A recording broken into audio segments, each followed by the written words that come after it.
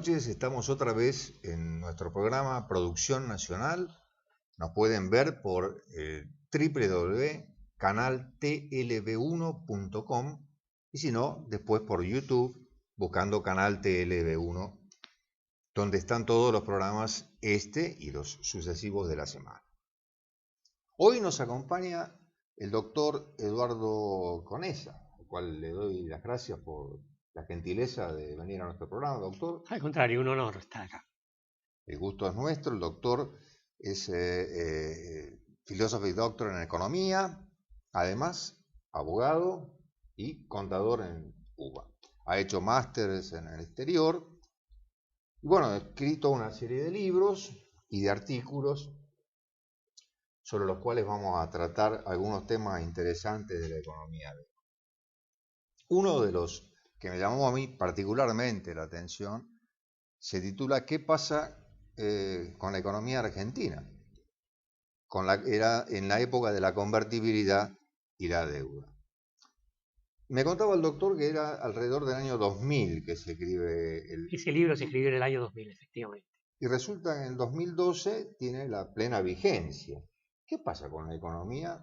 El tipo de cambio, la convertibilidad y la deuda. Y siempre recaemos en el mismo problema. Ya es la cuarta vez en 60 años que la Argentina sobrevalúa la moneda.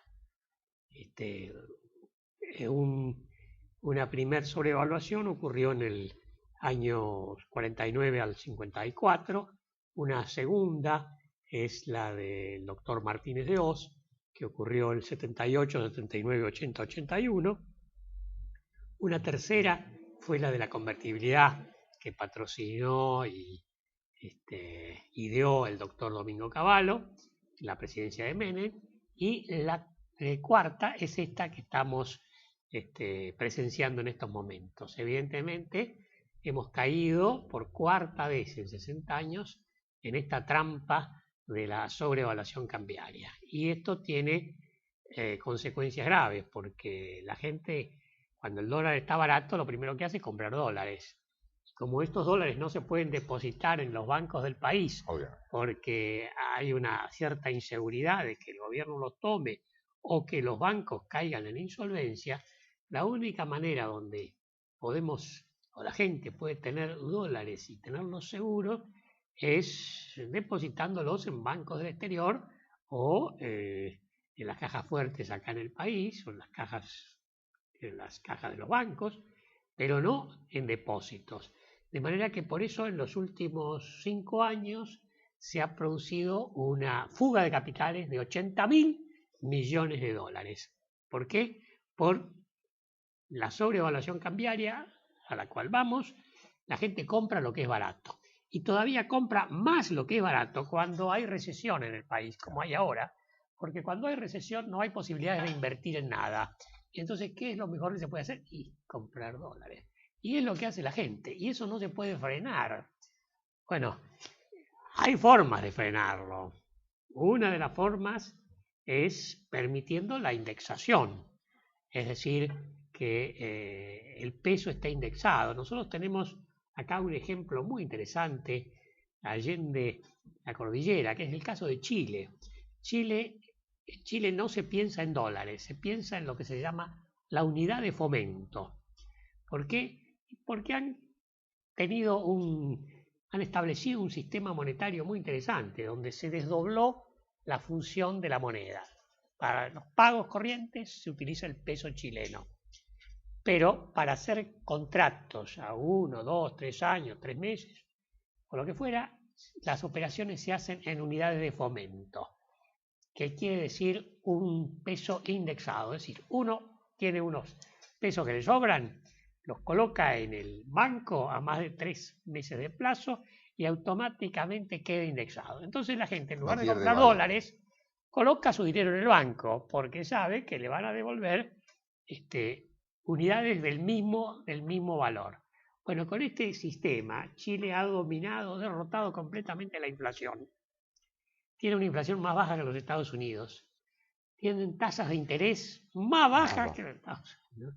Tienen, en fin, una se han acostumbrado a no pensar en dólares, sino que piensan en pesos chilenos y no fugan capitales. Porque el peso chileno tiene reserva de valor, por eso no se preocupa. Claro, porque el valor está allí. Entonces nosotros tendríamos que hacer lo mismo. Si queremos evitar la fuga de capitales, tenemos que permitir la indexación y, más aún, hacer lo de los chilenos, desdoblar las funciones de la moneda. Por un lado, el medio de cambio y por otra, la reserva de valor y, digamos, la unidad de cuenta. Esto mismo, que en Chile ha tenido un éxito espectacular y que lo estableció ya en el año 1967 un presidente demócrata cristiano, el doctor Eduardo Frei Montalva. Es de esa época la medida, pero realmente el gran éxito es de los 2000, es actual. Bueno, tan exitoso esto es que México lo ha copiado y Uruguay lo ha copiado. Me parece que no les va mal. Y no le va mal, y no le va mal. Esta es una vieja idea que en realidad no es de los chilenos, sino del famoso economista clásico inglés Alfred Marshall, del año 1887. Inglaterra no la llevó a cabo, pero la llevó a cabo Chile. Bueno, sería la solución ideal para nuestros problemas monetarios de este momento, donde la gente compra dólares y el gobierno trata de frenarlo y no puede, y bueno, por eso tenemos el paralelo que está a 6.40. Ahora, ¿no habrá también un problema de confianza, digamos, en la institución gobierno, sea en todo su panorama, ¿no? No solamente en el Ejecutivo, sino en toda autoridad funcional que llame gobierno?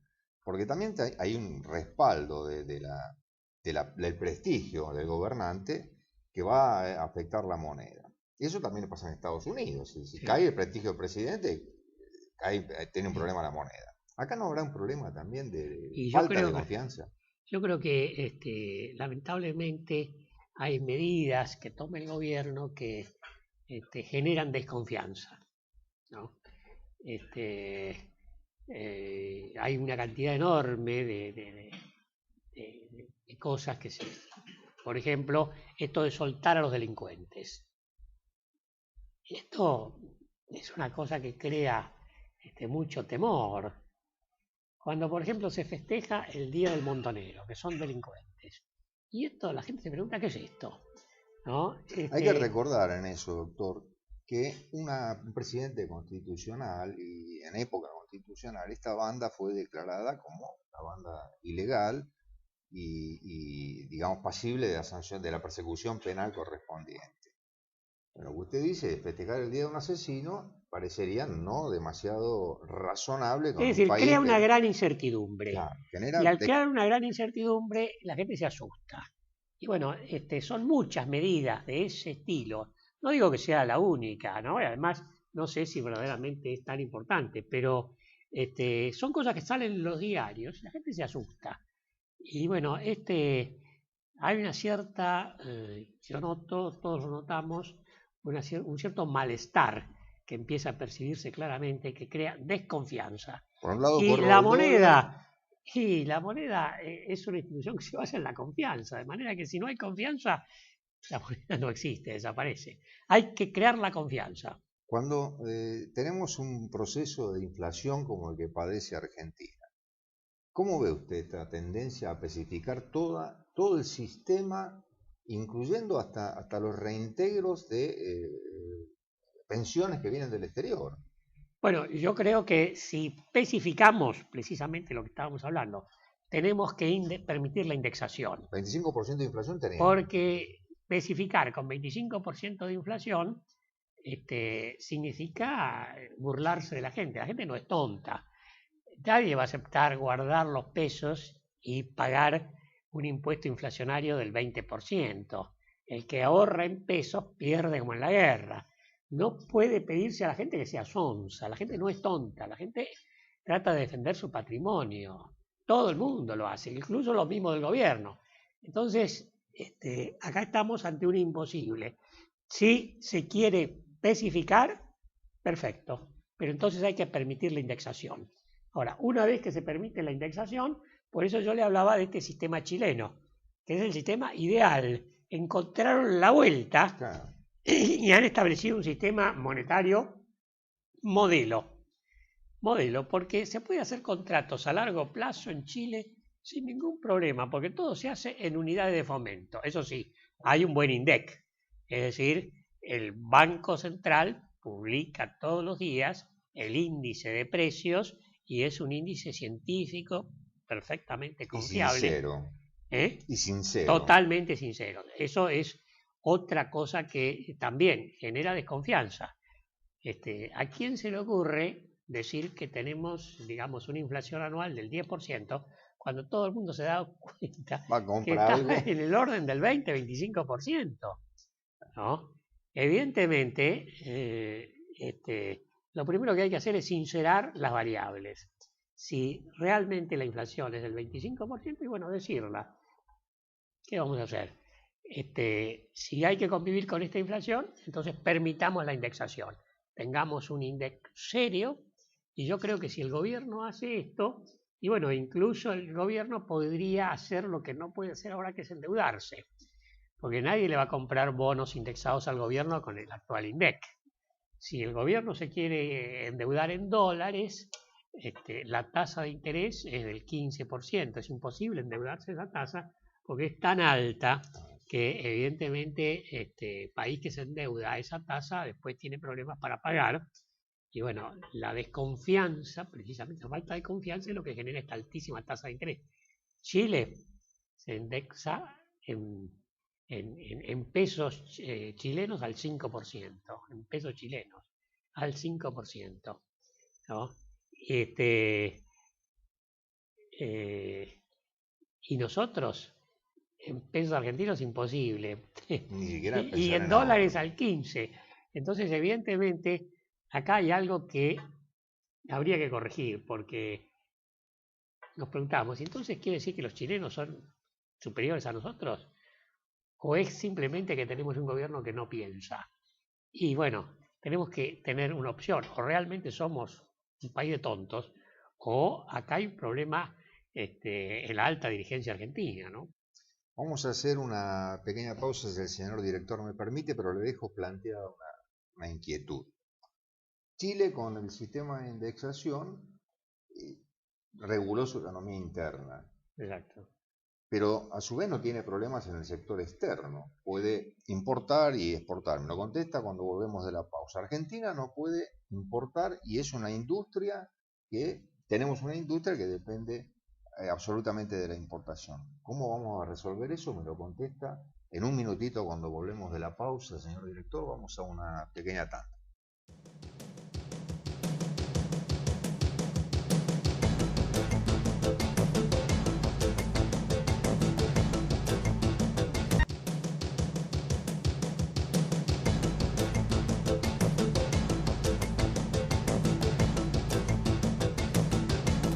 Volvemos a producción nacional.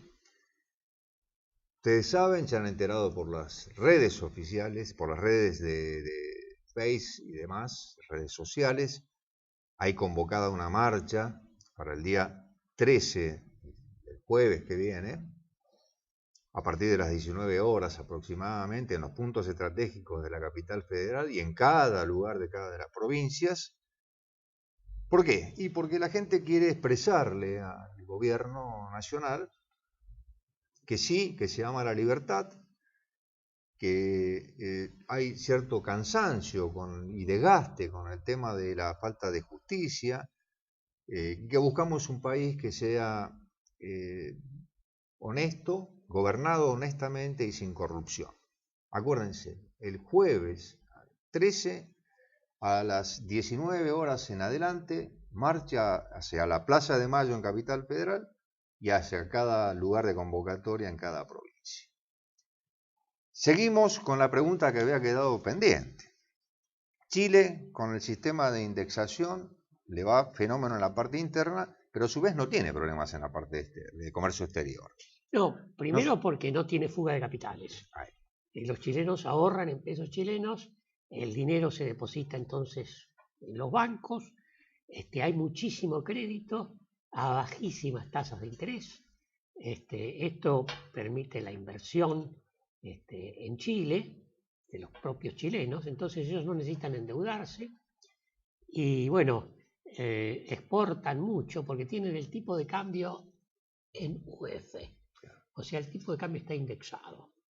El tipo de cambio no lo utilizan como una variable de ajuste. Está indexado y la industria chilena puede invertir para exportar en la certeza que no le van a cortar la cabeza a los industriales que arriesguen su capital en industrias de exportación, que en nuestro país a cada rato los industriales que exportan van a la quiebra, ¿no? ¿Por qué? Y bueno, porque aparece la maldición de la sobrevaluación cambiaria. Como le dije, 4 veces en 60 años, esta es la cuarta. Eso no pasa en Chile, el tipo de cambio se mantiene. Hay una política estable, digamos. Hay una política de Estado del tipo de cambio.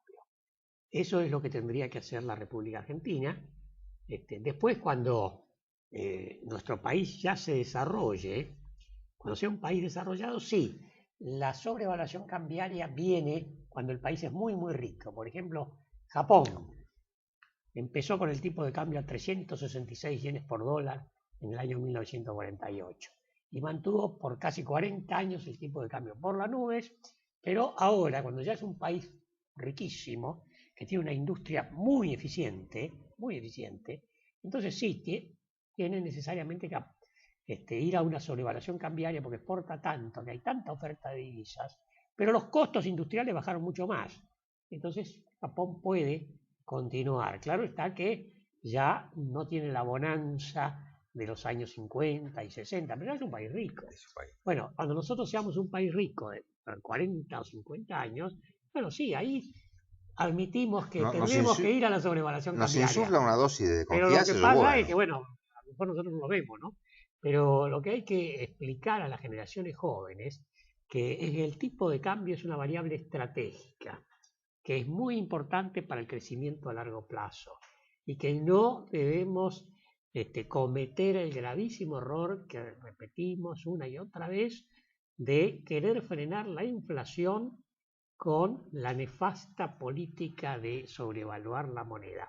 Ya lo decía Raúl Prebisch. Raúl Prebisch en el año 1956 escribió un informe para el gobierno de la época que decía que la palabra es nefasta, política de querer frenar la inflación con la sobrevaluación cambiaria, lo único que ha hecho es frenar el desarrollo de la economía, las exportaciones y finalmente empobrecernos a todos. No es el método. El método para dominar la inflación pasa por tener superávit fiscal, por manejar bien la moneda, pero de ninguna manera sobrevaluar el tipo de cambio. Este es un error garrafal que lo único que hace no evita la inflación, porque ahora tenemos 25% de inflación con la moneda sobrevaluada. En la época de Martínez de Hoz teníamos inflación con la moneda sobrevaluada. En la época originaria de Perón, inflación con la moneda sobrevaluada. O sea que esto de ninguna manera demuestra lo contrario. Demuestra lo contrario. Es cierto que en la época de Cavallo se dominó la inflación, pero pero entonces se siguió emitiendo no moneda, sino deuda externa. Entonces el déficit fiscal se financiaba emitiendo bonos. Bueno, a la larga, como esos bonos eran impagables, el sistema estalló. Eso no sirve. Hay que tener superávit fiscal, que la Argentina empezó a tener a comienzo de este gobierno. En realidad las cosas estaban bastante bien. Cuando el doctor Labaña era ministro de Economía, teníamos superávit fiscal y superávit en el sector externo. El tipo de cambio estaba alto. Si se hubiera mantenido esa política económica, la Argentina en este momento estaría lanzada hacia el futuro y no tendríamos todos estos problemas. Lamentablemente, lo acaba de decir Paolo Roca, padecemos de un problema de sobrevaluación cambiaria, un problema de falta de competitividad. Con este dólar no hay... Es un diagnóstico grave, ¿no? Claro, que lo diga Roca. Y no es que él lo dice en tono de crítica, lo dijo amablemente al gobierno como advirtiéndole de una enfermedad que padece la economía argentina, que lo mejor que puede hacer el gobierno es advertirla, pero hay gente que lo tomó a mal. Lo mismo nosotros acá, no estamos, porque queremos que el gobierno tenga éxito, porque si el gobierno tiene éxito, El tenemos país anda éxito mejor, todos. claro. Pero tenemos obligación como ciudadanos de advertir qué es lo que está mal. Y evidentemente acá, con el tipo de cambio, hay algo que está muy, muy mal. Estamos en el mismo nivel de tipo de cambio de Cavallo. ¿Cómo? ¿No era que estábamos en contra de Cavallo? ¿No era que estamos en contra de Martínez de Oz? Y resulta que estamos haciendo lo mismo. Bueno, esto hay que decirlo, porque si ¿Y no... cómo cierra el circuito si estamos repitiendo lo mismo? Posiblemente cierra igual. Cierra igual. Siempre la Argentina, lamentablemente, como no hay Estado, no hay memoria de los funcionarios, es como un individuo que tropieza siempre con la misma piedra, ¿no? Cualquier animal tropieza una sola vez con una piedra y aprende, y ya, a pesar de que tiene una limitada inteligencia, la esquiva. La República Argentina, como no tiene Estado, porque el Estado es, digamos, está copado por los partidarios del gobierno, pero no hay funcionarios de carrera en el Estado, que todos los funcionarios deberían ser de carrera. En los países avanzados, el gobierno se diferencia completamente del Estado. El gobierno es elegido por el pueblo, está el presidente, sus ministros, los diputados, senadores, pero todos los funcionarios públicos son contratados por exámenes y van ascendiendo por carrera administrativa. Eso de Francia, por ejemplo. Esto es Francia, esto es Alemania, esto es Japón, esto es Inglaterra, esto es Estados Unidos. Todos los países serios se caracterizan por tener un Estado competente. En cambio, el Estado argentino, no. En la Argentina, gobernar es nombrar. Alberdi decía gobernar es poblar. Bueno, en la Argentina actual y de hace 50, 60 años rige el criterio gobernar es nombrar. El gobernante alcanza a la felicidad completa. El cielo del gobernante es nombrar a sus amigos, a sus parientes.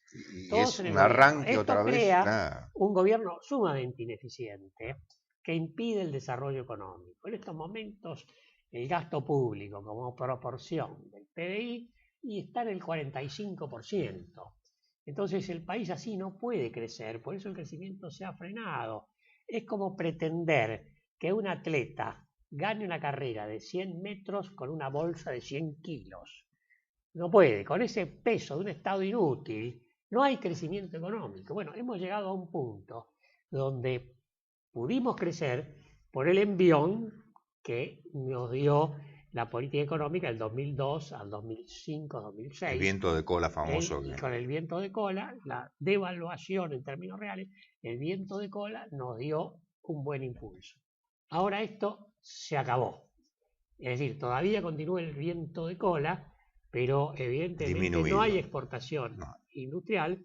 Y después, yo creo que hay una probabilidad bastante grande que Estados Unidos, por ejemplo, el año que viene tenga una buena cosecha de soja, nosotros tengamos una cosecha más o menos y los precios de la soja caigan en un 30%. Ya el mercado de futuros lo anuncia.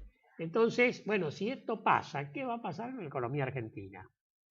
Como no hay moneda, no hay operaciones inmobiliarias, entonces se paralizó la industria de la construcción, porque como no se puede usar dólares y la gente no quiere vender en pesos, porque si uno vende un departamento en pesos y se queda con pesos, pierde como en la guerra. Entonces prefiere no vender y esto ha hecho que la industria se va estancando todo de a poquito. Se paralice. Y como la industria de la construcción es madre de industrias, porque no solamente está el albañil que pone los ladrillos, está la fábrica de cemento, está digamos el hierro redondo para la construcción, está la industria del mueble, está la industria de los artefactos eléctricos. Hay una cantidad generadora de industrias que se mueven con la construcción. Entonces es la industria generadora de empleo por excelencia. Bueno, esa industria, si no hay moneda, si no hay una moneda estable, por lo menos antes teníamos el dólar. Yo no soy partidario de usar el dólar, pero el ideal es usar el peso. Pero si tenemos inflación, no hay más remedio que ir al sistema de la indexación, o mejor todavía, el sistema que yo explicaba acá, que es el que ha adoptado Chile. Y ahora hay un proyecto muy interesante, un proyecto de ley que ha redactado el doctor Guillermo Laura, que es un gran argentino, que tiene ideas siempre brillantes. Y bueno, él propone una unidad de cuenta que se llama Unidad de Cuenta Estable, la UCES. Es un magnífico proyecto de ley, está por salir un libro al respecto. Y bueno, ese tipo de ideas es la que tenemos que adoptar si queremos que nuestro país vaya para adelante. Ahora, parece que Argentina, planteada así, es una isla dentro de otros países que adoptaron políticas de mediano y largo plazo más coherentes. Brasil. Cuando empezamos con el tema de Mercosur teníamos un cierto equilibrio o paridad establecida, porque si no, no se puede hacer un mercado completo. ¿Qué pasó? Los brasileños son más vivos. Bueno, Brasil, no es que Brasil tenga una gran política. Yo no lo veo así. Los brasileños ahora también han sobrevaluado la moneda. Lo que pasa es que ellos, durante los gobiernos militares, tuvieron el tipo de cambio muy devaluado por más de 20 años. Eso les permitió crear una industria poderosísima. Cuando la industria es muy grande, los costos de producción bajan por las economías de escala. Entonces el país ahora sobrevalúa la moneda, pero los costos de producción industrial también bajaron, porque la industria es grande, poderosa, y entonces aguanta. Ahora, nuestra industria es mucho más pequeña que la brasileña, entonces nuestra industria no aguanta la sobrevaluación cambiaria. Entonces, bueno, el único país al cual le podemos exportar porque ha sobrevaluado la moneda es a Brasil. Pero eso es un error. Nosotros deberíamos exportar a todo el mundo. Y con Brasil, sí, somos socios, teníamos que tener no un mercado común con una tarifa externa común, sino una zona de libre comercio, con absoluta libertad de comercio. Pero vuelvo al caso chileno. Chile ha anudado tratados de libre comercio con Estados Unidos, con los países del este del Asia, y se dedica y orienta su economía a la exportación. Y con esto crece al 5 o 6% por año. Chile era un país paupérrimo, mucho más pobre que nosotros. En el año 2000 nos alcanzó y ahora tiene un nivel de vida más alto, a pesar de que no tiene recursos naturales, pura montaña. Tiene que importar muchas cosas. No tiene la riqueza extraordinaria que tenemos nosotros y sin embargo nos ha superado el nivel de vida. Evidentemente, la clase dirigente chilena tiene la proyección más clara, más materia gris que la Argentina. Lamentablemente hay que decirlo. Entonces miremos un poquito. Acá se miremos tratará... un poquito al otro país vecino. Ahí no se trata de mirar a Alemania o Estados Unidos, que podemos ver, o China. No, miremos nada más que al vecino, que es la misma raza. Uruguay. Bueno, Uruguay tampoco es una gran maravilla, pero yo creo que el país que tiene mejor política económica, en la parte económica, es sin duda Chile. Ahora yo digo como pregunta por el comentario de recién. Yo no creo que tengamos una carencia estricta de materia gris. Yo creo que tenemos un exceso de politiquería. ¿Puede ser? No, lo que ocurre es que no hay un método en nuestro país de concentrar materia gris en el Estado. En todos los países avanzados, como decíamos al comienzo, se contrata a los funcionarios públicos por exámenes. Entonces, los mejores estudiantes universitarios se gradúan y son los que pasan a integrar los cuadros del Estado profesional. Entonces, el Estado tiene materia gris. Esto ocurre en Alemania, ocurre en Francia, ocurre en Estados Unidos, ocurre en Inglaterra. El Estado concentra materia gris. En nuestro país, como habíamos dicho, gobernar es nombrar a los amigos. No se concentra la materia gris en el Estado. Entonces no tenemos Estado. Al no tener Estado, no tenemos política de Estado. Se cambian a cada rato las políticas y al no tener constancia, ninguna política puede tener éxito. ¿Cómo hacemos para atraer inversión extranjera? Bueno, yo creo que lo primero es tener políticas de Estado estables, que el inversor extranjero sepa cuál es la estrategia de crecimiento que la Argentina tiene y en ese caso ellos estarían dispuestos, por la gran riqueza argentina proverbial, porque además tenemos buena mano de obra, tenemos buena gente, nosotros tendríamos que tener tendríamos que ser el país que atrae más inversión extranjera de toda América Latina, casi más que Brasil, ¿no es cierto? Además, no necesitamos tanto, porque si se nos han escapado 80.000 millones de dólares de argentinos que se fue al exterior, bueno, incluso nos bastaría con que el dinero de los argentinos se invierta en la Argentina. Si las cifras que se manejan internacionalmente indican que los argentinos tienen en el exterior 250.000 millones de dólares. La mitad de la deuda externa. Solamente con hacer que los argentinos dejen de enviar su dinero al exterior y vengan 10.000 millones por año de los 250.000. Bueno, con eso solo la Argentina tiene sobra. Y si incluso entonces convocamos capital extranjero, sobre todo en industrias de alta tecnología, a lo mejor es difícil que el capital argentino pueda venir, pero evidentemente nuestro país tiene un porvenir realmente extraordinario. Por eso yo soy optimista. Yo creo que la Argentina finalmente va a encontrar el camino. Va a dar un vuelco a Ojalá que sea este gobierno el que lo descubra. Por eso acá cuando estamos hablando, no estamos hablando solamente para criticar al gobierno. No, lo que queremos es que la Argentina salga adelante. Queremos ayudar a que esto vaya adelante. Si le va bien a un gobierno, nos va bien a nosotros. Yo quisiera que Cristina tenga éxito. Lo que pasa es que veo que con estas políticas que se están implementando, lamentablemente no va a tener éxito. Y lamentablemente también el fracaso de ella es también nuestro fracaso. Por eso yo creo que hay que ser muy claro en esto, para que el gobierno nos escuche. Ojalá nos escuche. Si nos escucha, yo creo que nuestro país tiene un extraordinario futuro por delante. Sin necesidad de aplicar potestativamente medidas restrictivas como deje de importar esto, viaje una sola vez al año. Son medidas un poco la clave del crecimiento económico es abrir la economía. Hay que abrir la economía. Hay que abrir la economía. Libertad absoluta de importación. Volvemos a Chile. La tarifa de importación de Chile es el 10%. Se puede importar cualquier producto pagando el 10%.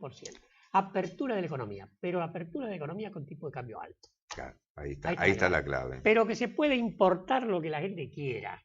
Importar y exportar.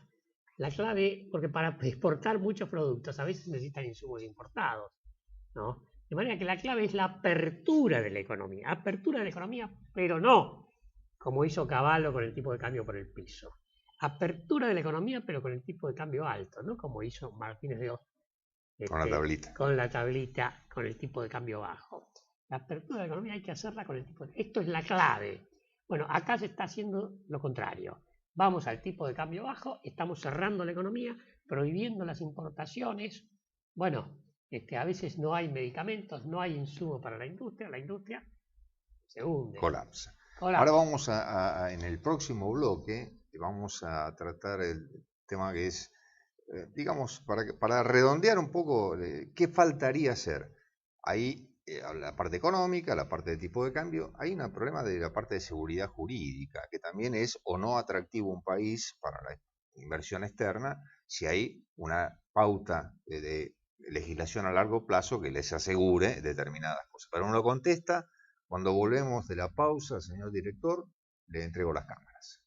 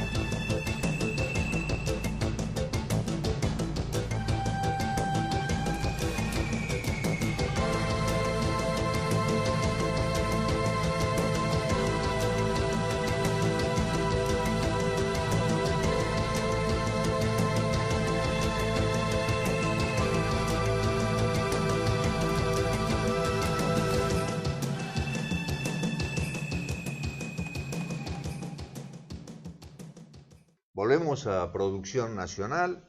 Recuerden la marcha del día 13 de septiembre, del jueves que viene, a partir de las 19 horas en todos los puntos de convocatoria que van a encontrar en la red, en internet.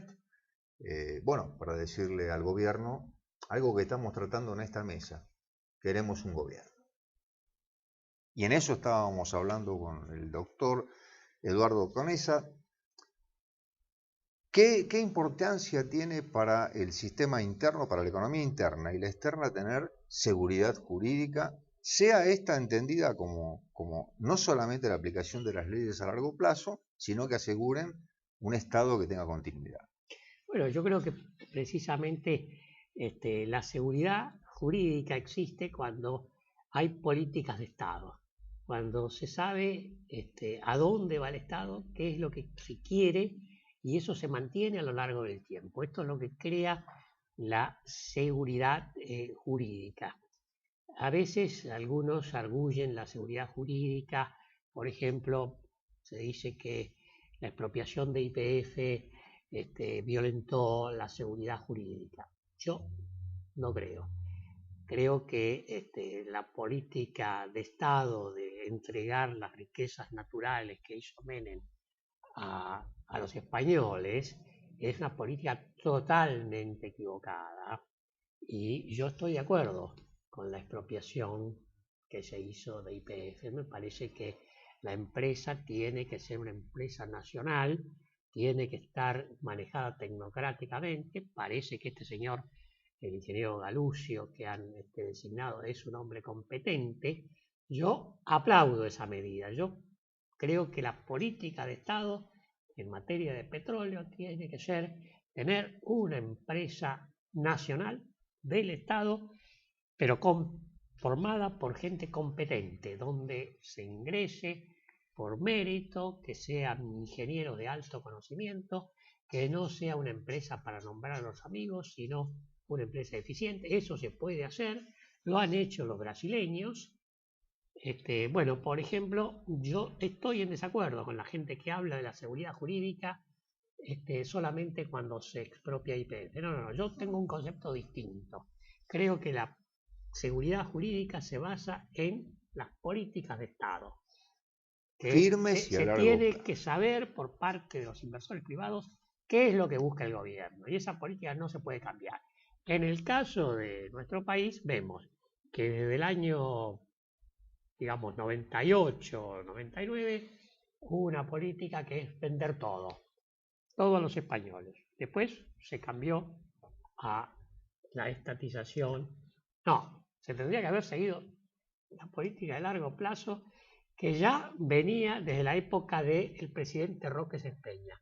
El presidente Roque Sespeña en el año 1910 dictó un decreto fundando YPF, y su ministro, el doctor Eleodoro Lobos, que después fue decano de la Facultad de Ciencias Económicas, establecieron las reservas de los territorios donde solamente podía actuar YPF, y ya en esa época, en 1910, se fundó YPF y se mantuvo esta política hasta prácticamente, yo diría, 1998-99, porque con distintas variantes, a fin de cuentas, más o menos esto se mantuvo. Incluso la primitiva privatización que hizo Menem, bueno, después de todo la empresa estaba en manos argentinas, no era quizá lo mejor, pero el desastre empieza cuando se transfiere esta empresa a el capital extranjero español. ¿Cuál es el interés de los españoles? Y ganar dinero, y que YPF aplique en el mercado interno los precios internacionales. Como los precios internacionales son más altos que los internos, entonces lo que hay que hacer es conseguir que la Argentina importe mucho petróleo. Si la Argentina importa, entonces hay que aplicar los precios de importación, que son los internacionales. ¿Qué es lo que estamos pagando hoy día? Claro, esa era la política de Repsol. Claro. ¿No? Ellos querían conseguir los precios internacionales adentro de la Argentina, para lo cual había que conseguir que la Argentina importe mucho, para lo cual había que bajar la producción y comerse todas las reservas. La Argentina perdió reservas por valor de 200.000 millones de dólares de petróleo y gas Cifra astronómica. desde el año 1999 hasta el 2011. Uno de los desastres más grandes que haya habido. Es un Bueno, cataclismo. y algunos dicen seguridad jurídica por expropiar YPF. No, yo en este punto estoy de acuerdo con el gobierno. Pero esto lo debió haber hecho Kirchner en el primer día de su gobierno, no ahora en el 2011. ¿No es cierto? Así que la cuestión de la seguridad jurídica es fundamental. Pero los recursos estratégicos, usted piensa, los recursos estratégicos tienen que estar siempre bajo control estatal. Exactamente, pero el Estado tiene que ser un Estado competente, no puede ser un Estado clientelista. Ahí vamos otra vez al tema de la seguridad. Los norteamericanos han estudiado muy bien este sistema, y a este sistema que nosotros tenemos, donde el Estado está constituido por los amigotes, los parientes, un Estado flan, ellos se llaman the spoil system, que se traduce como el sistema del despojo. El despojo porque esto se traduce en corrupción y nos roban y nos roban y nos roban, y la Argentina se empobrece, se empobrece, se empobrece. Este es el sistema que rige en la Argentina. Entonces hay que terminar con el spoil system, con el sistema del despojo. Y hay que tener un Estado competente. Yo felicito, fíjese, las críticas que le hemos hecho a Cristina. Bueno, pero en esto de designar a Galucio y tomar YPF, muy bien. Creo que este es un gran acierto. Lamento que no se haya hecho en el 2000. En el momento, 2003, claro, adecuado. ¿No? Pero esta es una política correcta. Vamos a ver ahora si se puede mantener, si lo dejan actuar al ingeniero Galucio, si realmente lo dejan rodearse de gente sumamente competente y no lo presionan con el amiguismo y con políticas. Y ahí está el otro gran tema de Argentina. Todos sabemos, y esto se estudia en los primeros años de la facultad, el tema de hoy pasa por el recurso elemental de un país, son los recursos humanos. Entonces, si el Estado tiene que meter en todas las actividades, hasta en las privadas, y qué mejor que tener un recurso humano calificadísimo en el Estado, no estamos en el gobierno, sino en el Estado, en cada nivel, para poder tener un mejor gestión. Es la clave del crecimiento económico. Es la clave del crecimiento económico. ¿Y esto lo entiende Argentina o no lo está entendiendo? Yo creo que no lo entiende. Si estudiamos, por ejemplo, el crecimiento del Japón. Japón, desde el año 1948 hasta 1980, multiplicó sus exportaciones en términos reales por 60. 60 veces, pero en términos reales, en términos de volumen, no en términos de dólares, sino en términos de volumen. En el mismo periodo, desde 1948 hasta 1980, la Argentina duplicó sus exportaciones y Japón por 60. ¿Por qué? Porque Japón tenía una política de Estado de crecimiento sobre la base de las exportaciones y porque Japón tenía Estado. Y paradojalmente, el Estado japonés lo estableció el general MacArthur, un general norteamericano, fue el que estableció el sistema meritocrático en el Japón, donde los funcionarios se dividen en dos categorías, profesionales y no profesionales. Y no se puede pasar de la categoría no profesional a la profesional. ¿Por qué? Porque en el ejército, MacArthur era un general, hay suboficiales y oficiales. Y no se puede pasar de la categoría de suboficial a oficial. Profesionales, no profesionales. Y todos los funcionarios entran por exámenes. En el mes de marzo, el Estado japonés llama a exámenes a todos los jóvenes recién graduados de las universidades que quieran ser funcionarios del Estado.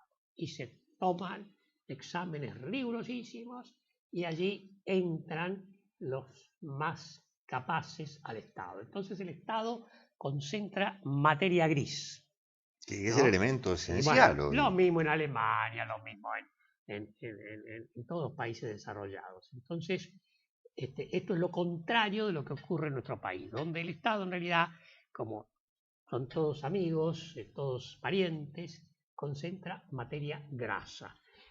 La gente que no sirve para nada va a trabajar al Estado. Y bueno, así, con muy buenos sueldos. Con muy buenos sueldos. Así no vamos a ningún lado. Así no tenemos crecimiento económico. Así nos hundimos.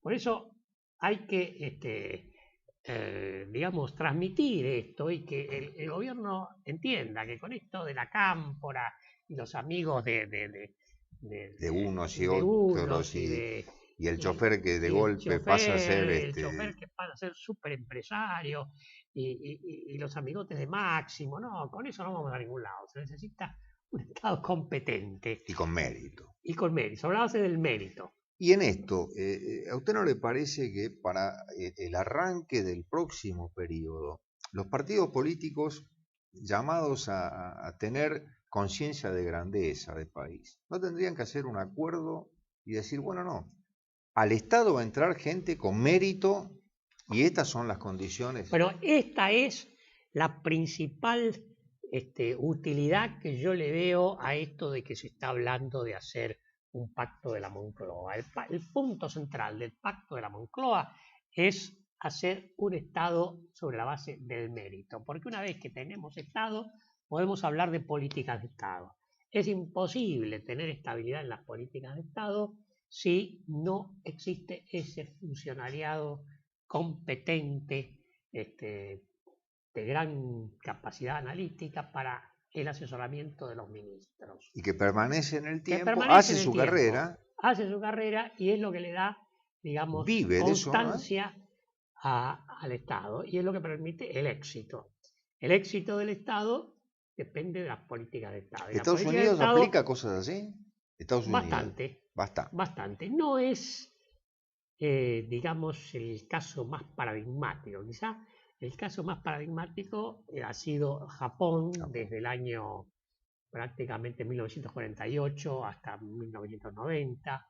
Otro país que siempre Francia ha tenido Estado competente ha sido Alemania, por la traducción que viene de los reyes de Prusia, continúa con Bismarck, y Francia también, ya con Luis XV, pero sobre todo Francia a partir del general de Gaulle, cuando es dictador de Francia en el año 1945, después de la guerra, estableció la École Nacional de la Administración Publique, la ENAP, donde todos aquellos que querían ser funcionarios del Estado debían ingresar a esta escuela, y para ingresar a esta escuela había que pasar exámenes muy difíciles, de manera que el Estado francés concentró una gran cantidad de materia gris, ¿no? Hay, así como está la École Nationale de la Administración Publique, está la École Nationale de Ponts-et-Chaussées, la École Polytechnique. Todas estas grandes escuelas son en realidad las universidades más prestigiosas de Francia. Por alguna razón, estas escuelas tienen más prestigio que las universidades. Sí. ¿No? Sí, son más exigentes. ¿No? Son las más exigentes. Las grandes écoles son la base para el Estado. Y los funcionarios del Estado tienen tanto prestigio, cuando un funcionario del Estado se retira, las empresas privadas lo llaman y lo ponen de director general. Entonces el director general de Renault, el director general de todas las grandes empresas francesas suelen ser exfuncionarios de carrera del Estado. Incluso los presidentes de Francia suelen ser exfuncionarios de carrera. Por ejemplo, Chirac. François Hollande, que está ahora de presidente, es un exfuncionario de carrera del Estado. Lo que pasa es que los funcionarios de carrera, cuando tienen fuerte vocación política, bueno, después de trabajar 5, 6 o 10 años, o 20, o a veces 30 años en el Estado, se retiran y pasan a la actividad política. Y tienen un gran conocimiento de las cosas del Estado, porque han trabajado muchos años ahí. Y de la parte técnica que le corresponde a cada François Hollande, el actual presidente de Francia, funcionario de carrera. Chirac, funcionario de carrera. Y así, casi todos. Es cierto, Sarkozy no era un funcionario de carrera, pero se rodeó de todos funcionarios de carrera. Casi todos los ministros de Sarkozy eran funcionarios de carrera. Entonces el Estado francés es un Estado competente y Francia es una gran potencia. Caso de Alemania, que está sosteniendo todo el embate que hay en Europa con su productividad, y no debe ser porque son ineficientes o que tienen escasos recursos. Si le planteo que hace ustedes, vayamos al famoso pacto de la Moncloa, pero definamos primero lo principal: recursos humanos. Esto es inamovible. Ponernos de acuerdo en tener un Estado donde los funcionarios ingresen sobre la base del mérito. Se acabó el amiguismo. Se apagó el amiguismo. Y una vez que tenemos esto, es posible implementar políticas de Estado. Pero no se puede tener políticas de Estado sin Estado. Cuando el Estado es un conglomerado de amigotes, de parientes, ¿qué es lo que hace un ministro hoy en día cuando lo nombran? A ver, ¿quién es el director de administración del ministerio? Bueno, ¿es el señor Juan Pérez? No, afuera con el señor Juan Pérez voy a designar a mi primo o a mi socio en el estudio. Porque me da más confianza. Me da más confianza. ¿Más confianza para qué? Bueno, este es el sistema del despojo. Esto es lo que existe en la República Argentina.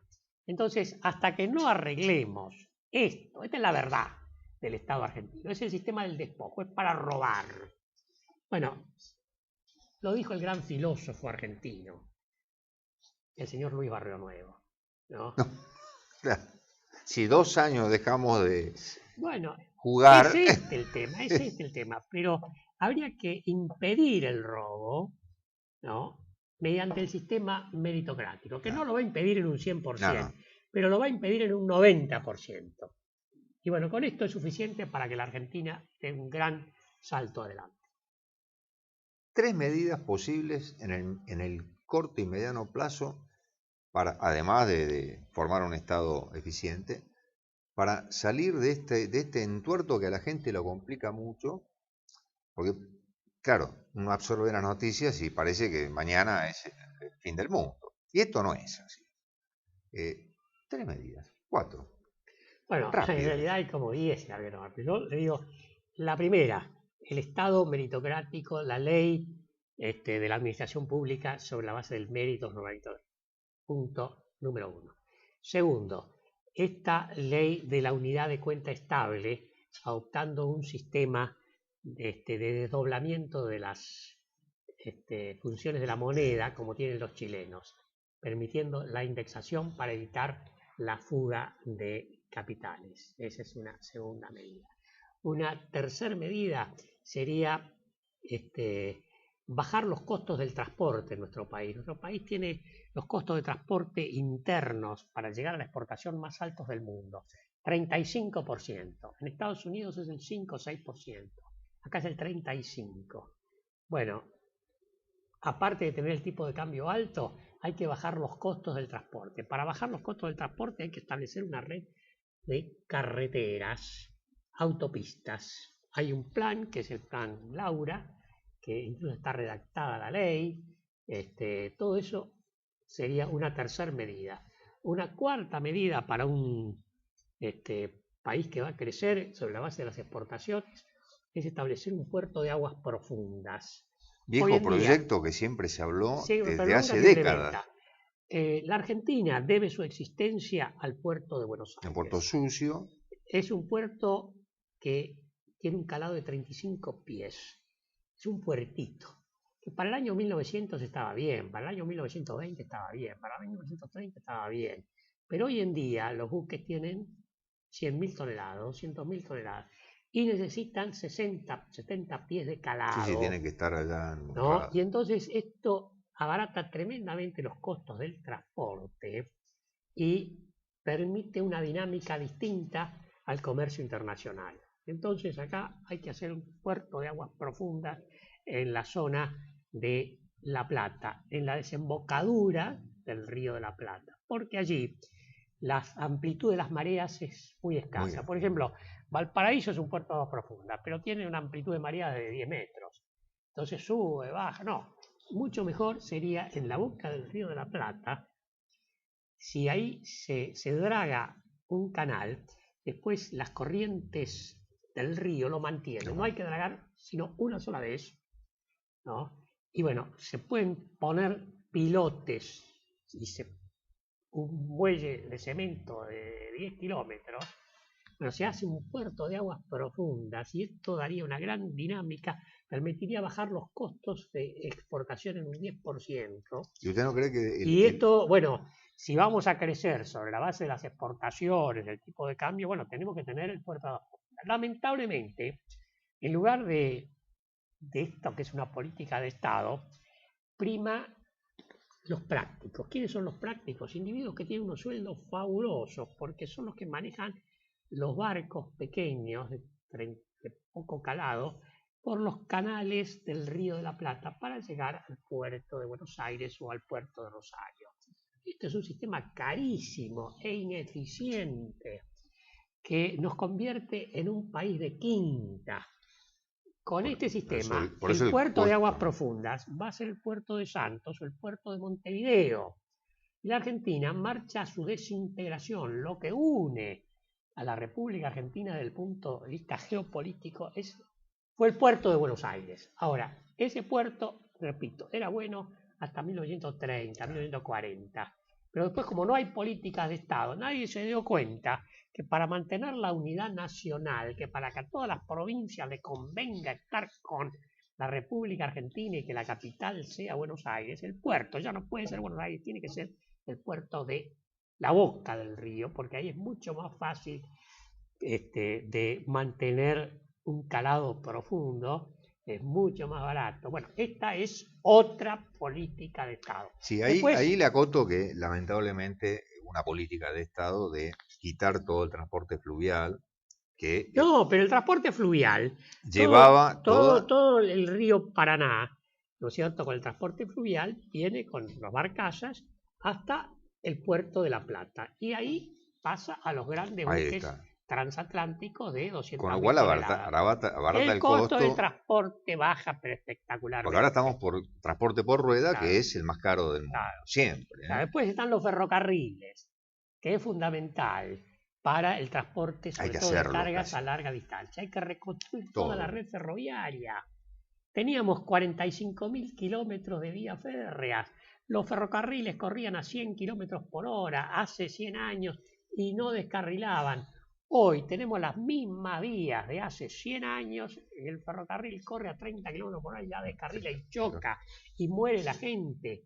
Bueno, hace falta una política de reconstrucción de los ferrocarriles. Y después, el terreno educativo, una de las primeras cosas que hay que hacer, el título de bachiller universitario y los títulos de técnicos secundarios tienen que proveerse sobre la base de exámenes. Tiene que haber un examen como tienen todos los brasileños para todos los colegios secundarios, claro, para poder medir qué colegios secundarios son buenos y cuáles son malos. Entonces hay que hacer un examen uniforme y solamente cuando se pasa ese examen uniforme del colegio secundario se puede acceder a la universidad. Esto va a hacer que los alumnos en el colegio secundario estudien, porque hoy tenemos la peor educación secundaria del mundo. Es decir, se han hecho mediciones. Ahí hay una organización internacional que se llama PISA, que hizo estudios con chicos de 15 años de 57 países. Los mejores son los coreanos. Argentina, número 55 sobre 57. Quiere decir que la educación secundaria en la República Argentina es basura. No existe. Los alumnos discuten acerca del viaje de egresados y es lo único que aprenden. No saben nada. No saben matemáticas, no saben física, no saben química. Después van a la facultad y no saben escribir. Hay que hacer un ciclo básico que tampoco sirve. Entonces hay que hacerles un ciclo básico para recuperar y entonces pierden otros. Bueno, esto es un desastre. Hay que volver a la escuela de Sarmiento, pero para eso se necesitan exámenes y medición. Porque si hacemos medición, sabemos qué profesores son buenos, qué profesores son malos, qué colegios son buenos, qué colegios son malos. Entonces podemos premiar al bueno y apartar al malo. El mérito. Entonces, esto es la base, esto es lo que permite la formación del capital humano, del conocimiento. Y acá está el desarrollo. Bueno, podríamos enumerar 20 medidas más, pero... No me deja el señor director, pero ¿sabe qué? Le vamos a tomar para comprometerlo a una nueva charla, porque realmente es interesante poder seguir desarrollando esta temática en una nueva emisión de nuestro programa. Desde ya le agradezco realmente muchísimo su concurrencia acá a Producción Nacional. Espero que haya estado cómodo. Muy cómodo. Me siento a gusto con los amigos.